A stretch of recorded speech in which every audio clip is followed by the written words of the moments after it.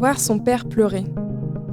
Je pense que nous pouvons presque tous et toutes compter sur 2 doigts le nombre de fois où ça nous est arrivé. Un souvenir imperceptible lors d'un enterrement, de l'annonce d'un drame peut-être. Moi, je me souviens d'avoir vu le mien pleurer pour la première fois, et peut-être même pour la dernière, lors de l'enterrement de sa mère. J'étais petite, j'avais 5 ans peut-être. Et c'est une des seules choses qui me reste de ce moment. C'est la surprise de voir couler sur le visage de mon père des larmes.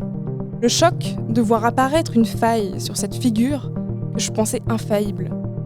Lui le surhumain, lui le super-héros, lui qui ne faiblit jamais, à qui rien de grave ne peut arriver. Lui mon père. Je crois ne l'avoir vu pleurer qu'une seule fois.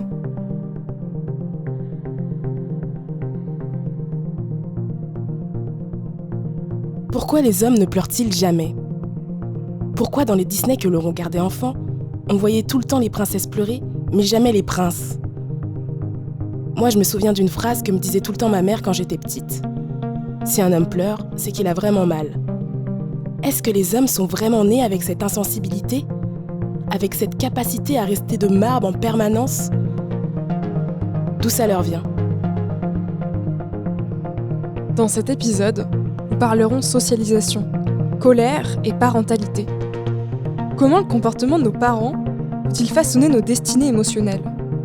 En quoi l'éducation patriarcale peut-elle constituer un drame pour les enfants ? Et comment s'en libérer ?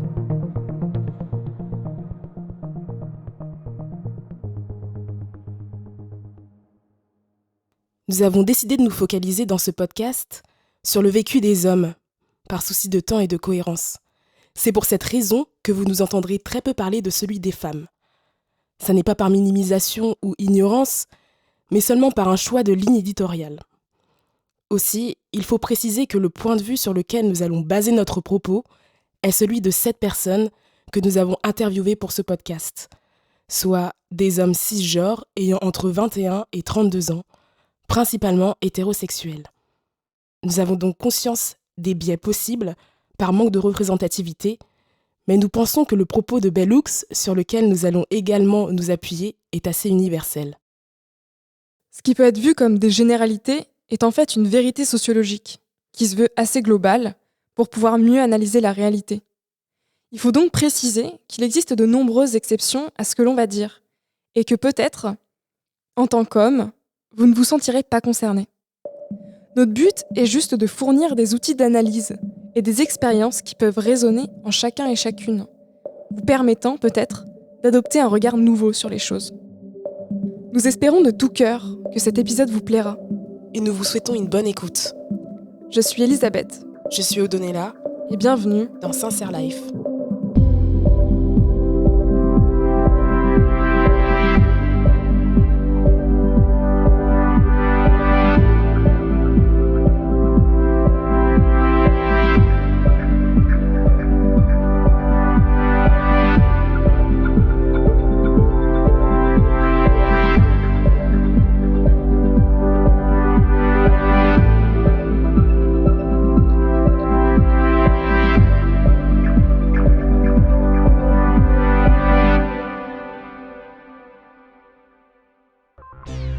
Imaginez qu'un beau jour, vous devenez parent. Vous sortez de votre ventre un être humain dont il faudra prendre soin toute votre vie. Il dépendra de vous pour tout, pour manger, pour dormir, pour survivre. Vous devrez tout lui apprendre. Et vous êtes censé savoir quoi lui apprendre, comment lui apprendre, pour qu'il soit un jour un bon être humain. Pour qu'il puisse à son tour savoir comment vivre et élever des enfants. Moi, ça me terrifie. Plutôt, ça m'impressionne. J'ai du mal à comprendre comment on peut réussir à s'engager à ce point, sur du si long terme. Ça me paraît tellement grand comme expérience, tellement au-dessus de moi. Pourtant, autour de moi, beaucoup de gens l'ont fait. À commencer par mes parents, puis mes grands-parents. Et c'est peut-être pour ça que, enfant, j'avais du mal à les voir comme des personnes normales et pas comme des surhumains. Parce qu'ils semblaient tout savoir, tout comprendre, tout contrôler. Comme des dieux omniscients qui ne font pas partie du commun des mortels. Parce qu'ils sont parents. C'est ce que disait tout le temps ma mère. Les parents, c'est les dieux sur terre. Ma grand-mère lui répétait la même chose quand elle était enfant. Pour ma mère, Ça expliquait le fait qu'elle devait tout savoir sur nous et qu'on lui devait respect et obéissance, comme à une déesse, comme si nous avions une dette envers elle, la dette de nous avoir fait naître. Et toute notre vie, on devait prouver la raison de notre présence sur Terre pour dire « Tu vois papa, tu vois maman, je suis utile au final, je fais des choses, tu as eu raison de me faire naître, tu ne trouves pas ?» Et cette dette, elle est à la fois envers nos parents et à la fois envers la société. Parce que la société attend de nous aussi quelque chose, que l'on soit performant, que l'on produise et qu'il y ait un résultat, que l'on corresponde à ce que l'on attend de nous. Un exemple parlant, c'est le gouvernement qui a créé en 1882 des bataillons scolaires en France. On manquait de soldats et de temps, alors on a décidé d'entraîner les gosses dès 12 ans pour qu'ils puissent faire la guerre par la suite. On leur donnait de petits uniformes, de petits fusils, on les faisait défiler comme de vrais petits soldats pour qu'ils puissent être un jour de la future chair à canon. On les voyait comme des choses utiles dont il faudrait se servir, des personnes modélisables selon nos besoins, selon le futur qu'on leur réservait. Dans l'éducation, les parents ont parfois tendance à fonctionner un peu de la même manière avec leurs enfants. Ils ne vont pas les former à être des futurs soldats, mais plutôt à être des futurs hommes et femmes respectables. Respectable veut dire normal, parce que la société apprend aux gens que c'est en étant dans la norme qu'ils seront heureux. Alors, les parents, voulant tout faire pour le bonheur de leurs enfants, les pousseront dans cette direction. Ils les pousseront à être dans la norme. Et pour être dans la norme, il faudra apprendre aux enfants plusieurs notions essentielles. La première, c'est la hiérarchie familiale, où les pères sont au sommet, les mères en dessous, les fils encore en dessous et les filles tout en bas de la pyramide. Le principe, c'est que l'on se soumet à plus haut que soi et que l'on domine celui ou celle qui est plus bas. Cette hiérarchie fonctionne selon le modèle patriarcal, qui sous-entend le fait que les hommes sont supérieurs aux femmes et les aînés supérieurs aux cadets. Les règles pourront varier selon la famille ou la nature de ses membres. Mais ce qui est important ici, c'est le caractère de domination. Le chef de famille va dominer et exercer une pression sur les autres pour que chacun et chacune puisse intégrer et comprendre sa place et y adapter son comportement. Parce que c'est la loi du plus fort. C'est ce qu'explique Bell Hooks dans son livre « La volonté de changer », avec la domination qu'exercent les pères sur leurs fils. Un père patriarcal ne peut considérer ses fils que comme des recrues en formation, qui doivent être constamment soumises à des luttes de pouvoir sadomasochistes afin de les endurcir, de les préparer à perpétuer l'héritage patriarcal. En tant que fils, ils vivent dans un monde où leur père s'efforce de les maintenir en position d'infériorité. En tant que patriarches en formation, ils doivent apprendre à assumer un rôle de supérieur. Mais il arrive aussi aux mères d'exercer cette violence patriarcale à l'égard des enfants dans la famille, lorsque le père est absent. C'est ce que nous a raconté Zéphyr, qui a grandi sans père, et seulement avec sa mère. Moi, j'ai pas connu mon père. Je m'entends pas du tout avec ma mère non plus. Elle m'a élevé avec beaucoup de violence, en pensant reprendre cette figure paternelle, parce que pour ma mère, c'est ancré que les mecs doivent élever les enfants avec une certaine rigueur, quoi. Et du coup, elle a un peu pris ce rôle-là. Et ouais, ça me faisait du mal, parce que c'est vis-à-vis des autres, quoi. Je me sentais très seul, quoi. Non seulement j'étais pas proche de ma mère, non seulement j'avais pas de père, en plus j'ai été déraciné très tôt. Enfin, je me sentais assez seul quand même.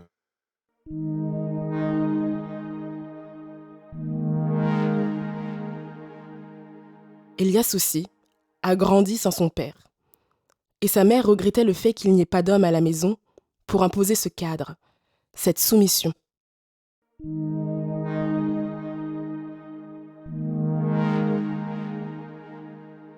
Principal responsable des galères que je pouvais avoir, c'était quand même mon père qui était absent.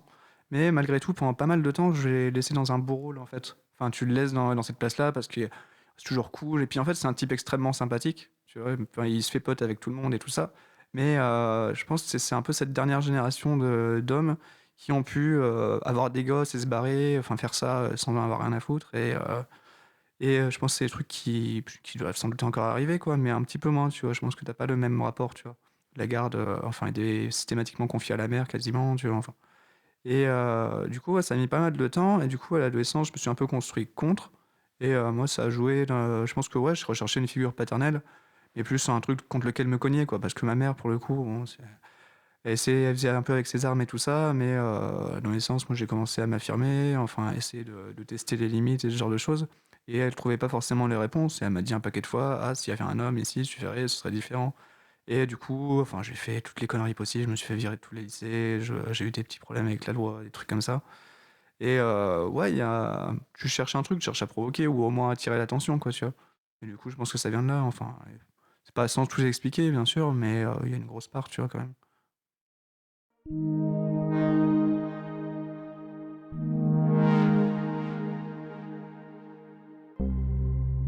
Donc, même dans les familles monoparentales, seulement composées d'une mère, la figure du père pourra demeurer comme étant la seule personne capable de discipliner ses enfants. Les mères tenteront d'exercer cette domination, mais regretteront l'absence d'un père, comme si leurs enfants ne pouvaient pas se développer normalement sans domination patriarcale. Comme si le patriarcat était essentiel à l'éducation. Alors, les mères pourront parfois être d'autant plus violentes et strictes parce que leur peur de ne pas réussir à éduquer correctement leurs enfants sera d'autant plus grande. Elles auront peur de ne pas faire de leurs fils des hommes, des vrais.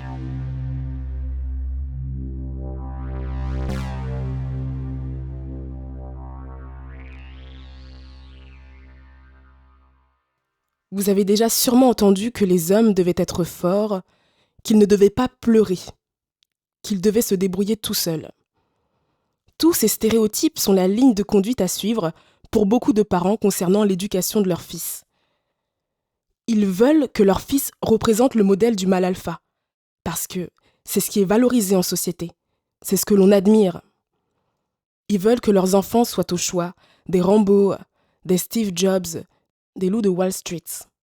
Des hommes forts, intelligents, à la recherche de pouvoir et d'argent. Des dominateurs. Alors, ils vont tenter de les éduquer pour. C'est ce qu'explique Terence Real dans son livre How Can I Get Through to You, Reconnected Men and Women, cité par Bell Hooks dans La volonté de changer. Lorsque j'ai commencé à m'intéresser aux questions de genre, je croyais que la violence était un produit dérivé de la socialisation des garçons. Mais après avoir écouté plus attentivement les hommes et leurs familles, j'en suis venue à penser que la violence est la socialisation des garçons. Notre manière de faire de ces garçons des hommes passe par la mutilation. La recherche nous montre que nous les coupons de leur mère bien trop tôt. Nous les séparons de leur propre expressivité, de leurs sentiments, de leur sensibilité aux autres. Même l'expression « comporte-toi comme un homme » signifie « marche ou crève ». La déconnexion n'est pas l'une des retombées de la masculinité traditionnelle. La déconnexion est la masculinité. Et cette déconnexion passe en premier par le contrôle des émotions. J'ai posé la question à Nat et Zéphyr si eux, dans leur famille, ils pouvaient exprimer leurs émotions étant enfants. Non, vis-à-vis de mon père qui ne voulait pas que je pleure. Et du coup, je pense que ça, je l'ai encore, mais inconsciemment, parce que du coup, je ne pleure absolument jamais. Même quand il y a un truc grave, je fais la gueule, je parle pas, mais je ne pleure jamais, du coup. Et je pense que c'est dû à ça, où toute mon enfance, c'était ne pleure pas, fais pas ta fillette, ou je te mets une mandale, tu vois. Ben, j'ai très peu pu exprimer mes sentiments et mon ressenti quand j'étais petit. J'avais mon histoire familiale assez compliquée. Je devais quand même souvent ravaler ma colère, être sage. Enfin, pas trop exprimer qui j'étais et comment je suis. Et je pense que c'est l'un des trucs qui m'a le plus troublé et fait de mal en tant qu'individu, tu vois. Parce que du coup, j'ai appris à faire ça au fur et à mesure, tout doucement. Et vraiment, c'est pas évident, quoi. Je pense que je suis loin d'être sorti de ça, quoi. Mais du coup, maintenant, j'ai presque une tendance à surintellectualiser à fond et à parler de mes émotions, parler de mon ressenti, parler de comment je vais. Mais à le communiquer, des fois, j'ai encore du mal, quoi. Genre, c'est comme s'il y avait un blocage total. À part la violence, on n'a pas le droit d'exprimer grand-chose d'autre, quoi, tu vois. Vu que dans l'enfance, on pouvait pas communiquer nos émotions, on a du mal à les communiquer maintenant. Et sauf que si tu communiques pas dans une relation, il y aura forcément quelque chose qui va pas. Du coup, parce que si tu peux pas t'exprimer, ni discuter, échanger avec l'autre, il y aura tout le temps quelque chose qui ne va pas. Toi, t'arrivais pas à exprimer quoi, par exemple? Tout. Absolument tout. Enfin, ce que je voulais vraiment dans la relation, mes tristesses, mes envies, même ma colère, souvent, je la refoulais, ce genre de choses. Ouais, tu ravalais tout, quoi. Ouais, et souvent, après, ça partait en pétage de câble, comme un débile.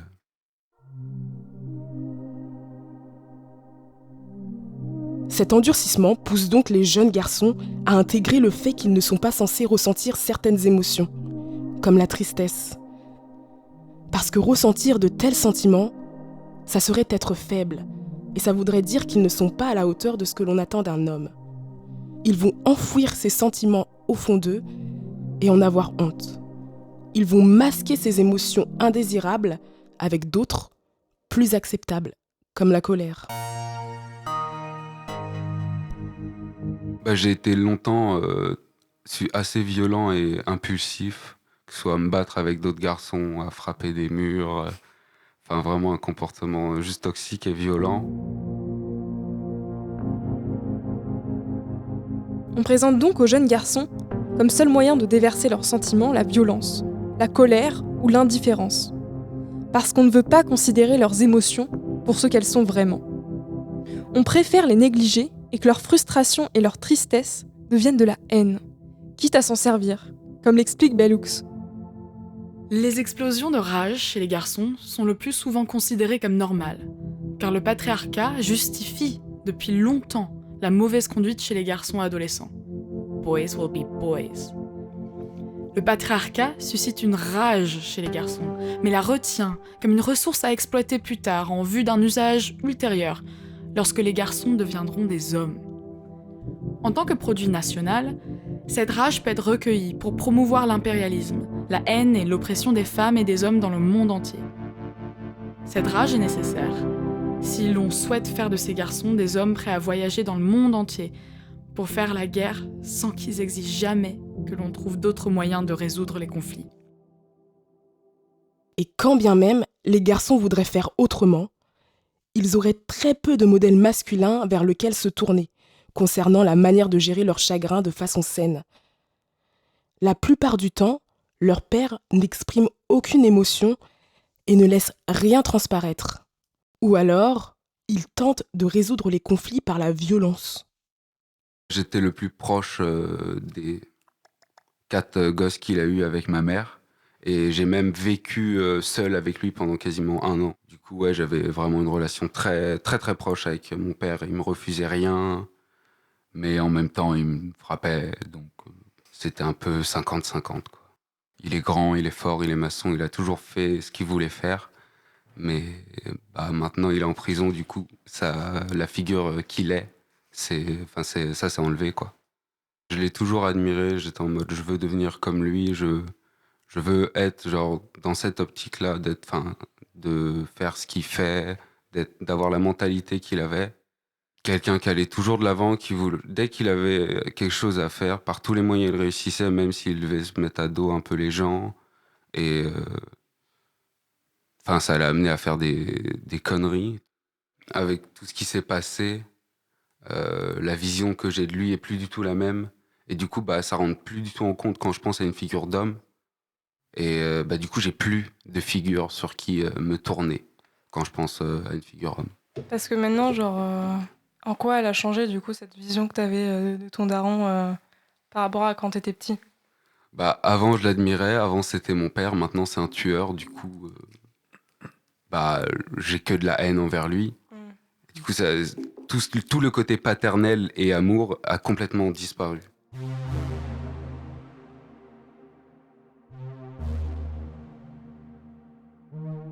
Même les personnages de films auxquels les petits garçons peuvent s'identifier jouent ce rôle.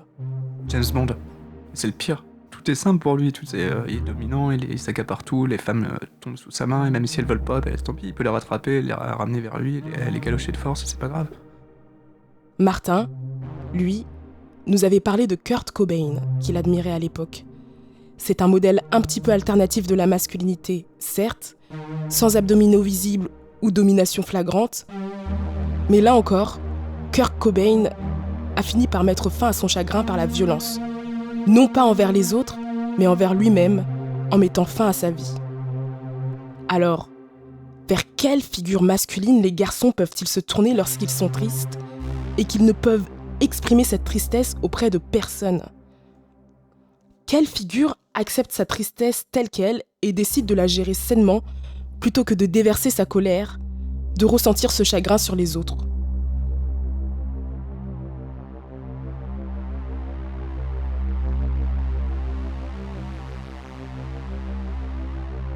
Elias, lui, a réussi à aller en thérapie après être tombé dans l'addiction. Sans moins seul, quoi, nécessairement. Et moins seul, et puis plus. Enfin, ouais, avec un soutien, ça fait franchement du bien.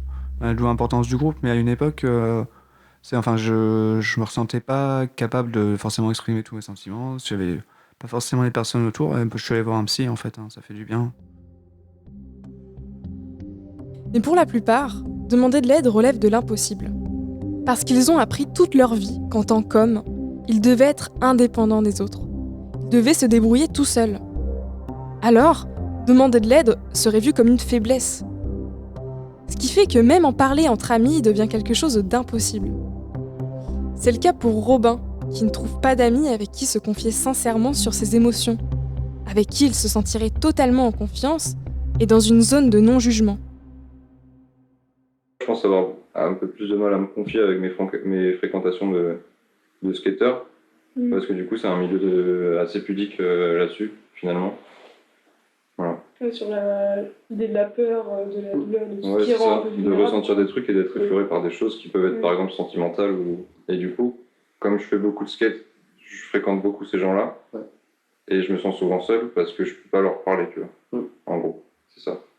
Et genre, t'aurais peur du rejet. C'est le rejet, le jugement, le changement des relations, tu vois, à cause de ça. Genre, ça peut prendre des ampleurs de ouf, je pense. Au final, ça peut carrément plus être des gens avec qui je traîne parce que je me confie trop, je suis chiant, j'en sais rien, ça peut prendre des ampleurs en vrai, je pense. Ouais, tu dois avoir cette impression de ne pas pouvoir être toi-même. Ouais, ça m'arrive souvent. Du coup, par exemple, j'ai quelqu'un cette année avec qui je m'entends bien avec mes études. Je peux discuter avec lui, on a instauré un truc où on peut se confier et tout ça. Mais encore une fois, je trouve que cette personne-là manque un petit peu d'ouverture par rapport à ce que moi je recherche, on va dire. Genre, je voudrais vraiment pouvoir parler de tout et de rien de façon déconstruite et tout. Mais du coup, en fait, j'ai limite l'impression que c'est compliqué à trouver, ce genre de gens. Et encore, à Rennes, je me dis que peut-être il y a plus de personnes ouvertes parce que. Enfin, je sais pas, c'est pas Paris par exemple, quoi. J'ai l'impression qu'à Paris, ça doit être un petit peu une grande jungle de mecs. J'ai le sentiment qu'on peut pas dire que ouais, certaines choses où je m'autorise pas à les dire ou à dépasser ça, mais bah ouais, en fait, ouais, ce blocage de parler de tes sentiments, de parler comment toi tu vas, de comment l'autre va aussi, de est-ce qu'on s'est blessés tous les deux, ouais, de parler de choses un peu viscérales, quoi. Parler des relations aux autres hommes, je trouvais que c'était intéressant ce qu'il dit, parce qu'aujourd'hui, moi, je galère de ouf à dire à mes copains ce qui va pas entre nous, et juste faire en sorte que ça aille mieux, qu'on avance tous les deux, et ça, c'est vraiment c'est compliqué, quoi. Enfin, moi, j'y arrive pas, quoi. Enfin, faut vraiment beaucoup de temps, quoi, pour que je le fasse. Par exemple, avec mon frère jumeau, on se parle tout le temps, mais on n'a jamais parlé d'émotions, ni on n'a jamais abordé la question de la sexualité, de plein de choses qu'on pourrait dire à peu près tous nos amis. Avec mon frère jumeau, jamais on a parlé de tout ça. Et je pense que c'est dû au fait qu'on soit frères jumeaux, peut-être qu'on est absolument pareil, qu'on a été mis en compétition, du coup, toute notre enfance. Du coup, on n'arrive absolument pas à parler de tout ça. On a dû le faire une fois et ça a abouti à absolument rien du tout. C'est plus simple de se battre.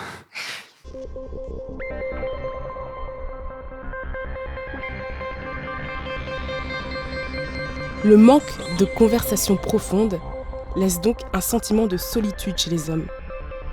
Alors qu'ils chercheraient juste à communiquer de façon honnête sur leurs sentiments et sur leur vécu, ils trouvent souvent pas d'amis hommes à qui se confier de telle manière. Ils ont peur de paraître chiants, qu'on les rejette. On a l'habitude d'entendre que les garçons, contrairement aux filles, ne font pas d'embrouilles, qu'ils sont sans prise de tête. Mais la réalité, c'est qu'ils parlent rarement de choses profondes ou de ce qui leur touche. Par exemple, lorsqu'ils vont parler de relations amoureuses, ils vont plutôt se raconter leurs performances sexuelles ou des banalités, mais rarement parler d'amour. Parce que l'amour, c'est réservé aux filles. Les amitiés restent donc souvent en surface, sans place pour raconter ses états d'âme. On préfère dire des banalités pour échapper au risque de paraître bizarre par rapport au groupe et à la norme de masculinité qui y est présente. Parce qu'en tant qu'homme, on a peur des autres hommes. C'est ce dont parle Bell Hooks. Il fut un temps où elle pensait que la peur des hommes ne concernait que les femmes. Mais lorsqu'elle a commencé à parler d'amour avec des hommes, elle s'est rendue compte que beaucoup de leurs histoires étaient marquées par la peur d'un homme envers un autre homme. Elle raconte. Les hommes qui éprouvent des sentiments, qui sont capables d'amour, cachent souvent aux autres hommes leur conscience affective, de peur d'être attaqués et couverts de honte. C'est le grand secret que nous gardons toutes et tous ensemble. Cette peur de la masculinité patriarcale, qui lie tout le monde dans notre culture. On ne peut pas aimer ce que l'on craint. C'est la raison pour laquelle tant de traditions religieuses nous enseignent que l'amour est sans peur. C'est pour cette raison que Zéphyr, lui, n'arrive à se confier qu'à des femmes. C'est beaucoup plus facile pour moi de me confier à des femmes que à des garçons, quoi. Du coup, ce qui fait que j'ai assez peu d'amis garçons, voire pas du tout.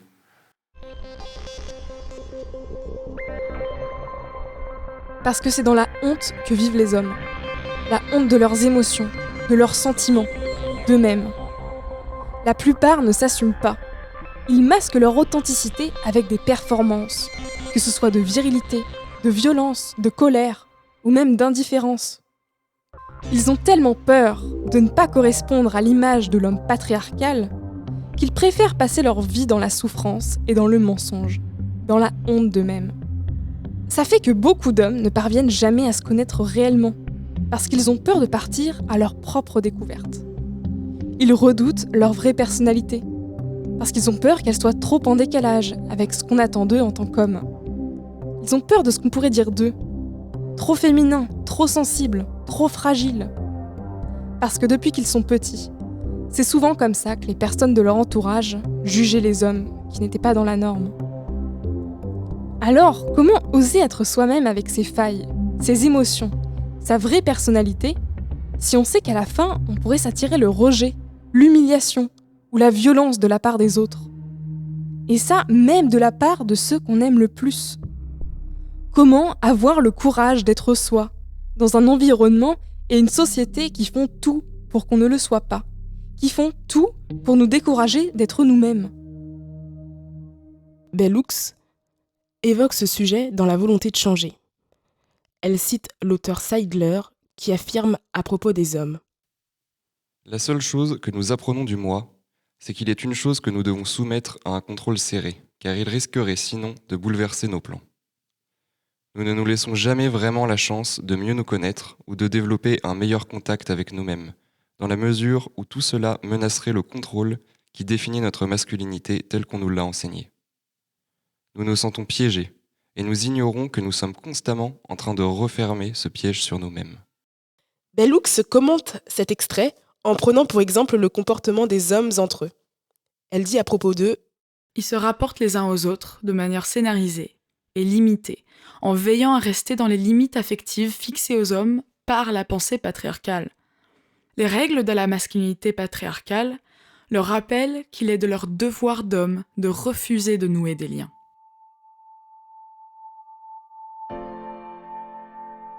Le problème, c'est que nous avons, pour beaucoup, une blessure vis-à-vis de nos parents qui n'a jamais été vraiment guérie.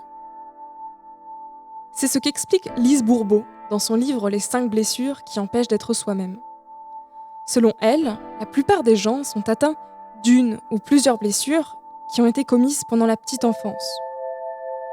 Ces 5 blessures sont les suivantes: le rejet, l'humiliation, l'abandon, la trahison ou l'injustice. Pour gérer ces blessures, Une fois adulte, on aura tendance à répéter des mécanismes de manière inconsciente pour guérir. Mais souvent, on se perdra dans des comportements toxiques, tant pour nous-mêmes que pour les autres. On essaiera par exemple de rechercher à tout prix l'approbation de nos parents, parce qu'on ne s'est jamais vraiment senti validé ou supporté étant enfant. Ça nous mènera à choisir tel métier plutôt qu'un autre, tel partenaire, telle vie. Et on ne sera jamais dans l'honnêteté vis-à-vis de nous-mêmes, parce qu'on s'efforcera d'être quelqu'un que nous ne sommes pas vraiment. On s'enterrera dans le mensonge toute notre vie pour essayer d'obtenir, à la fin, un petit peu d'amour.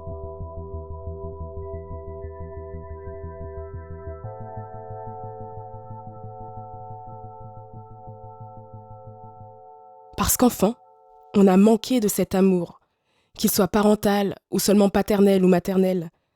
Ce qui fait qu'aujourd'hui, nous recherchons cette reconnaissance autour de nous, dans nos relations. Et pour cela, on se conformera à un rôle, celui que la société et les autres attendent de nous. De ce fait, on viendra à en oublier la vérité de ce qui fait qu'on est 100% nous-mêmes. C'est pour cela qu'on recherche la reconnaissance des autres. Parce que nous ne sommes plus capables de nous estimer nous-mêmes et d'avoir de l'amour-propre.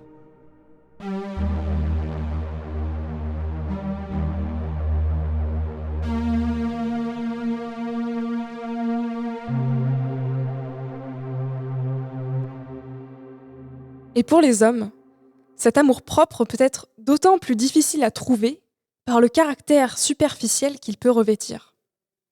Parce que toute leur vie, on aura refusé leur vraie personnalité, leur sensibilité aux choses, ce qui fait qu'ils sont vraiment eux. Alors, ils intégreront petit à petit ce que la société attend d'eux, et ils joueront ce jeu malgré eux, sans même en prendre conscience. Ils apprendront à être cet homme patriarcal, parce que c'est à lui que l'on portera de l'admiration. Ce qu'ils sont vraiment, ce qui les rend humains, ce qui les rapproche des femmes n'intéresse pas les gens. On attend simplement d'eux qu'ils soient impassibles et stables en toutes circonstances. Alors, comment peuvent-ils arriver à exprimer leurs sentiments envers les autres si personne n'est vraiment prêt à les recevoir ? C'est ce que nous explique Bellux. Lorsque les femmes sont en souffrance affective, l'idée sexiste selon laquelle elles doivent et peuvent donner de l'importance aux émotions permet au moins à la plupart d'entre nous de dire à quelqu'un ce que nous avons sur le cœur. Qu'il s'agisse d'un ou une amie proche, d'un ou une thérapeute, ou de l'étranger ou l'étrangère assise à côté de nous dans l'avion ou le bus. Les mœurs patriarcales enseignent aux hommes une forme de stoïcisme affectif, d'après lequel ils seraient d'autant plus virils qu'ils ne ressentent rien. Mais si par hasard ils devaient ressentir quelque chose, et que ces sentiments les blessaient, la réponse virile consisterait à les étouffer, à les oublier, à espérer qu'ils s'en aillent. C'est donc la société qui éloigne les hommes d'eux-mêmes, de leurs sentiments, de leur humanité. C'est le patriarcat qui les mène à devenir ces figures atrophiées qui n'osent plus rien ressentir à part de la colère. C'est le fait d'avoir été dominés qui les pousse à être des dominants à leur tour. Parce qu'ils ont l'impression que le seul moyen de vivre leur masculinité aujourd'hui, c'est d'avoir une ascendance sur les autres. C'est d'avoir le contrôle en toutes circonstances. C'est d'être dans la performance constante de soi. Parce qu'ils ont l'impression que c'est dans la reconnaissance des autres qu'ils pourront trouver de l'amour. Dans le prochain épisode, nous nous intéresserons aux questions de virilité, d'hétéronormativité et de sexualité. On s'intéressera aux étapes fondatrices de la masculinité, telles que les compétitions de poils dans les vestiaires du collège, le rapport à la sexualité entre violence et recherche de liens intimes, ou encore les comportements à risque encouragés par les copains. Nous espérons que cet épisode vous aura plu et qu'il vous aura parlé. Qu'il aura éveillé en vous une curiosité d'en savoir plus. Qu'il vous aura donné envie de continuer avec nous ce cheminement sur ce que le patriarcat fait aux hommes. Nous attendons vos retours avec impatience et nous vous invitons à venir partager sur notre compte Instagram sincère _life_l podcast si des choses ont résonné en vous, si vous vous êtes retrouvés dans certains témoignages ou même si vous avez eu des désaccords ou des réflexions à nous partager. On a hâte de vous lire. Et on vous remercie beaucoup d'avoir pris le temps d'écouter ce premier épisode de Sincère Life, dans lequel on a mis beaucoup de cœur. On espère que vous l'aurez ressenti. Nous remercions Unicité et le programme Rêve et Réalise d'avoir rendu ce podcast possible, au Frige de nous avoir fait confiance et à l'Edulab de l'Hôtel Pasteur de Rennes pour l'escale et le prêt du matériel. Nous remercions aussi nos amis garçons d'avoir témoigné pour nous et de nous avoir fait confiance. Katerina White de nous avoir prêté sa voix pour les citations de Bell Hooks et Pierre pour les voix masculines. Nous remercions aussi chaleureusement nos amis Théodore Vielpo et Vincent Anquinet pour les magnifiques musiques, Pierre Bouillot pour le montage et David Talbot pour le mixage.